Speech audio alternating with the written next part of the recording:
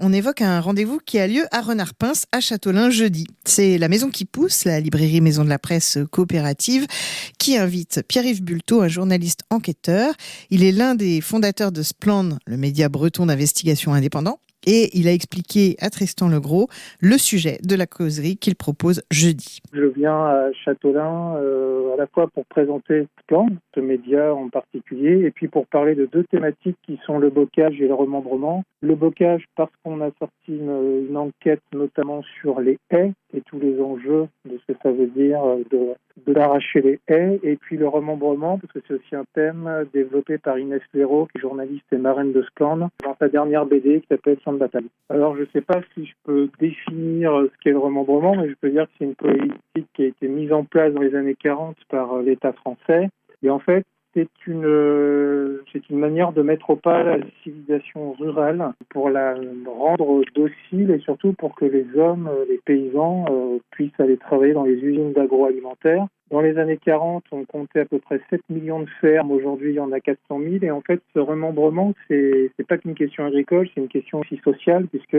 remembrer, c'était aussi s'attaquer à la culture bretonne, c'était aussi s'attaquer à un mode de vie social, un mode de vie qui était résilient face au climat, qui utilisait des ressources naturelles. Et en fait, remembrer le bocage breton, c'était aussi faire plus de place à l'industrie et au capitalisme dans cette région de France, puisqu'il y a un plan d'après-guerre qui visait à renourrir la France, et la Bretagne a notamment été choisie pour être une région qui devait renourrir la France. Voilà ce que je peux dire. Inès Léraud, dans son enquête et dans l'adaptation en bande dessinée, elle met beaucoup en perspective une histoire d'opposition qui a été enfouie. Est-ce que vous allez parler de ça ?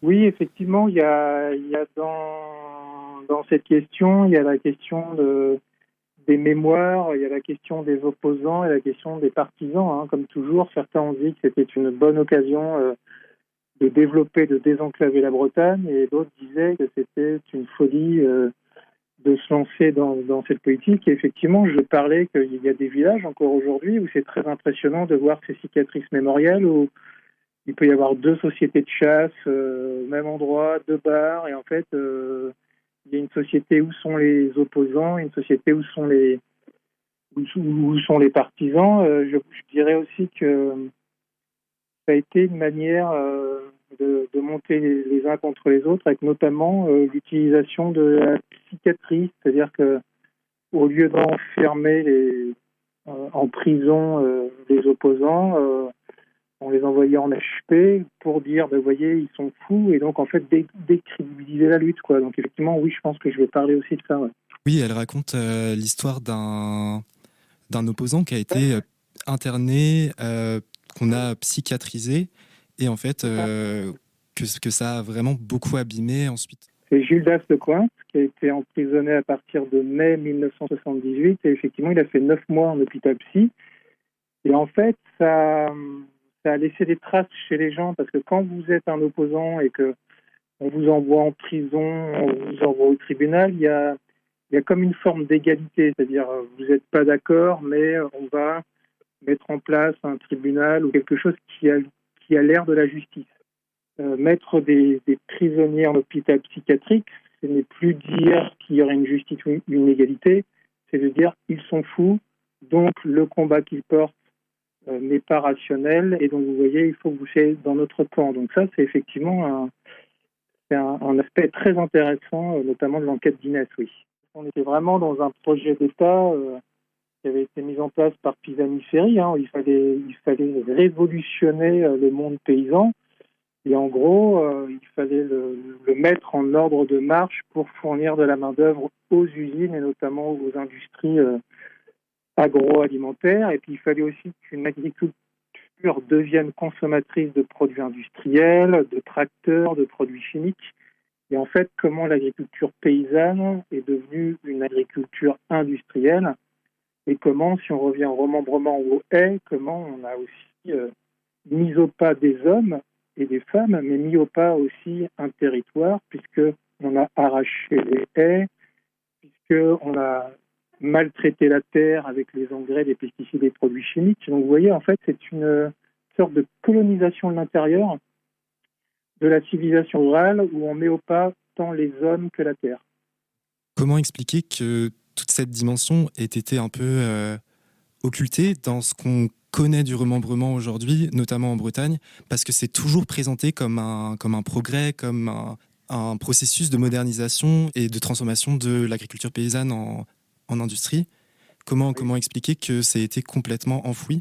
Parce que déjà, c'est une bataille de récits, et que le récit de l'agro-industrie et le récit des institutions politiques qui ont porté ça est beaucoup plus fort que le récit des militants, que le récit des opposants. Et tout l'intérêt d'un média comme Skandl, c'est pas de faire de la politique ou c'est pas d'apporter un parti pris, mais c'est de donner la voix à d'autres récits. Donc je dirais par exemple à Châtelain aussi que notre média, il permet d'apporter ce que vous dites, des manières d'éclairer l'histoire, d'éclairer ce qui s'est passé, et donc que les gens prennent conscience qu'il n'y a pas que le récit officiel, et qu'il y a toutes ces autres voix qui montrent que les décisions qui ont été prises dans les années 40, aujourd'hui on voit que c'est une catastrophe. On a liquidé une civilisation rurale qui était complètement résiliente.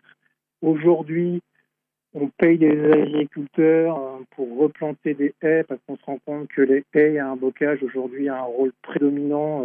On voit avec toutes les pluies qu'il y a eu maintenant, les champs sont des vraies cascades, la terre n'arrive plus à absorber, etc. Donc notre média il met en lumière ces autres récits, voilà, face à un récit tout puissant de l'agro-industrie et des politiques.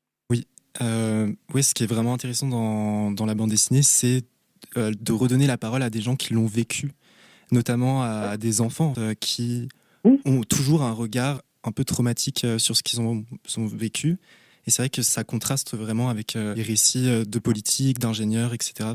Exactement, c'est-à-dire que c'est tout le lien qu'il y a eu avec Inès, mais avec Léandre Mandard aussi, qui est un sociologue. Et il y a ce rôle des archives. Alors à la fois des radios locales, par exemple comme les vôtres, qui depuis longtemps documentent, parce qu'elles donnent la parole aux locaux, etc. Des archives départementales aussi qui nous racontent ces dernières années. Et puis, par exemple, il y a Jacqueline Le Goff dans la BD d'Inès, qui est née en 53 et qui dit, elle, aujourd'hui encore, en 2024, je revois l'apparition des bulldozers, je me ressens ce saccage qui détruisait tous les arbres, les talus. Et elle dit quelque chose d'intéressant. Jacqueline Le Goff dit que ce n'était pas un remembrement, mais un démembrement. Et je crois qu'effectivement, que ce soit dans l'enquête bocage et haies que nous avons produite avec Skandl ou la BD d'Inès, je crois que cette phrase, elle est très forte. Ce n'était pas un remembrement, mais un démembrement. C'est-à-dire qu'on a enlevé une partie de la culture, du mode de vie, de la santé, des habitants de ces régions, puisqu'il y a toutes les maladies qui en découlent. Et donc, on explique ce remembrement par un démembrement aussi. Oui, il me semble que il y a ce mot aussi employé dans la bande dessinée, c'est dépossession du monde paysan et aussi dépossession d'un paysage intérieur, en tout cas à travers le regard des enfants. Oui, tout à fait. C'est-à-dire que on a tous ce qu'on appelle notre petite Madeleine de Proust, qu'on soit né dans le bocage, au bord de la mer, où on a tous un repère avec un beau bocage, avec une dune, une plage, etc. Et mettre au pas et dominer ces territoires, ces terres agricoles et naturelles pour en faire des produits d'exploitation, c'est aussi casser l'imaginaire et les souvenirs de toute une génération, parce que on est tous nés, enfin en tout cas pour les ruraux, dans des endroits où ces paysages sont des photographies de notre enfance. Et mettre au pas ces paysages, c'est aussi casser nos mémoires et casser notre histoire, quoi. Vous parliez de la nécessité de replanter quelque part un bocage en Bretagne. Oui. Et donc, il y a des actions maintenant de plantation de haies en Bretagne, mais qui restent toujours adaptées aux machines. Est-ce que c'est suffisant ?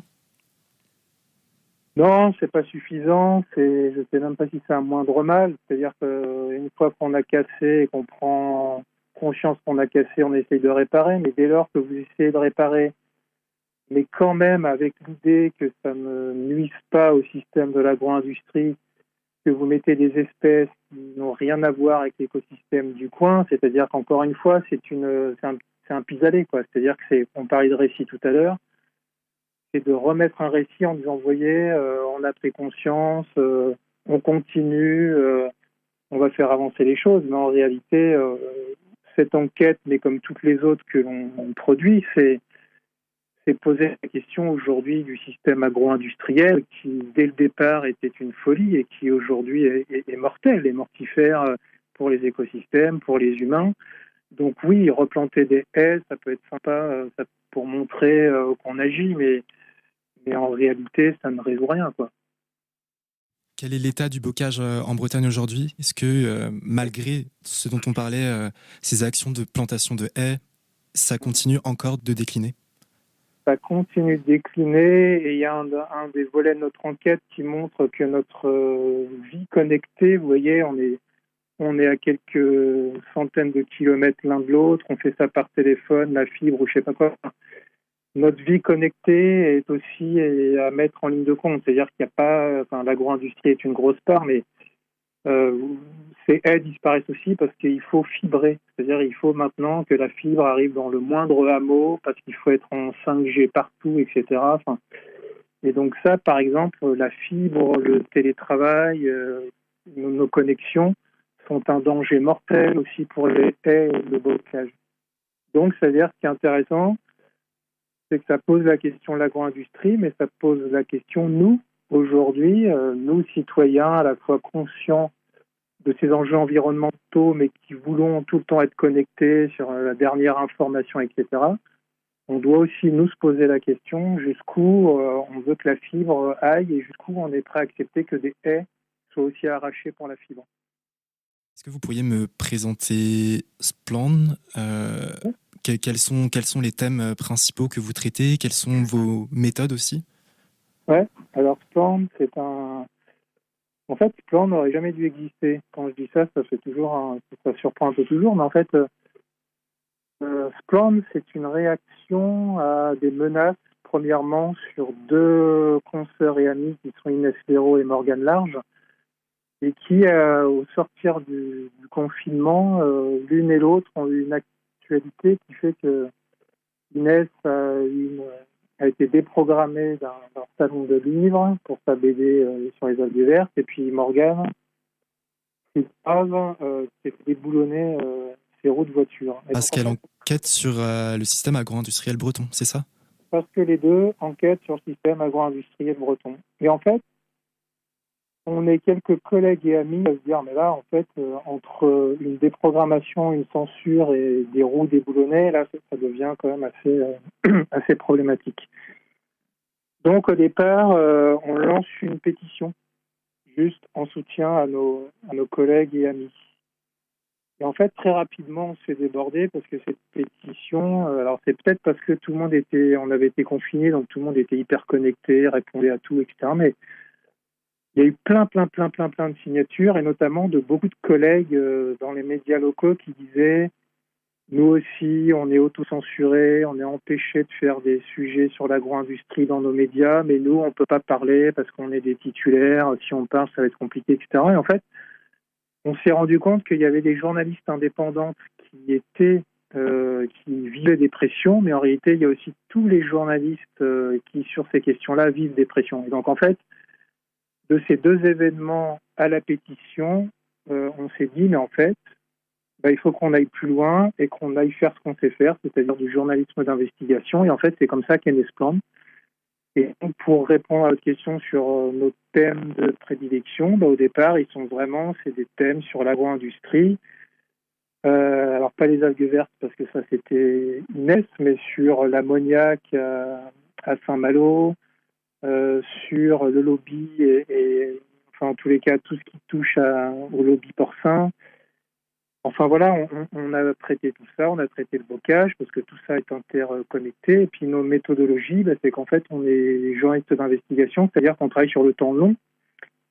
Et donc quand on lance 4 enquêtes par an, qu'on lance un peu en parallèle, ce qui fait qu'une enquête, elle prend 3, 4, 5, jusqu'à 6 mois. Et en fait, c'est vraiment du temps très long qui nous permet d'aborder tous ces enjeux et pas dans une obligation de temporalité, de répondre à de l'actualité, etc., mais simplement pour décrire ce qu'on ne nous dit pas par rapport au récit dont on parlait tout à l'heure, par exemple. Et vous avez aussi enquêté récemment sur la bétonisation du littoral en Bretagne ?